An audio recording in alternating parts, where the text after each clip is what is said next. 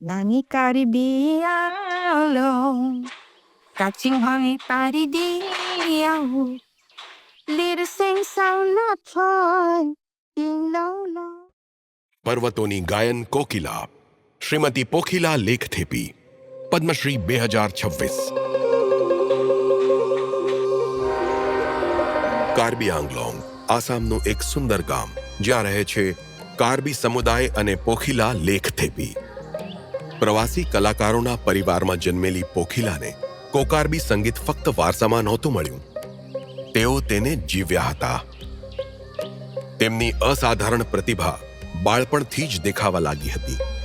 સંગીતના આ સ્વરૂપ સાથેના ઊંડા જોડાણને કારણે તેમને ખ્યાલ આવ્યો કે આ વારસો જોખમમાં છે।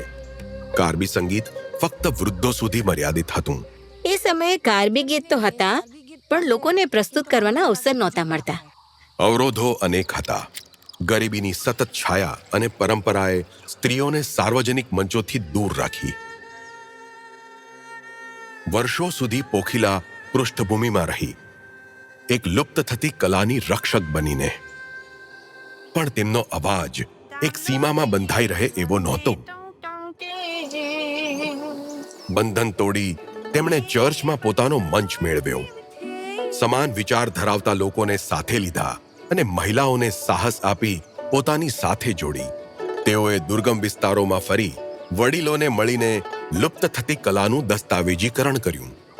તમે ગીતના બોલ લખો, એને ધૂનમાં ઢાળો। અમે દર સંભવ મદદ કરતા અને અમારી સંગ્રહી મ્યુઝિક સોસાયટીના માધ્યમથી અમે આ ગીતોને પ્રસ્તુત કર્યા છે। સ્થાનિક આકાશવાણી પ્રસારણથી લઈને પોતાની પહેલી કેસેટ કાનદોનના સાહસપૂર્ણ નિર્માણ સુધી તેમણે કાર્બી આત્માને રાષ્ટ્રીય દોરામાં પરોવવાનું શરૂ કર્યું। મહત્વપૂર્ણ વળાંક ત્યારે આવ્યો જ્યારે તેમણે જુબિન ગર્ગ સાથે તેમની કલા પ્રદર્શિત કરી। આધુનિક ઉર્જા સાથે પ્રાચીન મંત્રો પ્રસ્તુત કરીને નવી પેઢીને આકર્ષિત કરી। 50 વર્ષ, 300 ગીત,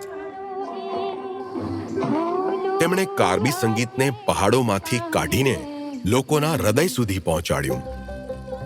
આજે પોખીલા કાર્બી સંગીતના ગુરુ માતા છે। લેખન, માર્ગદર્શન અને પ્રસ્તુતિકરણ દ્વારા ભૂતકાળને સાચવીને કાર્બી આંગલોંગની મહિલાઓ પોતાનું ભવિષ્ય જાતે ઘડે તે સુનિશ્ચિત કરી રહ્યા છે। મને આશા છે કે કાર્બી આંગલોંગ વધુ પ્રગતિ કરશે। મારું સપનું છે કે કાર્બી આંગલોંગની મહિલાઓ પણ દરેક ક્ષેત્રમાં આગળ વધે। શ્રીમતી પોખીલા લેખથેપી, પદ્મશ્રી 2026। કોટી કોટી નમન।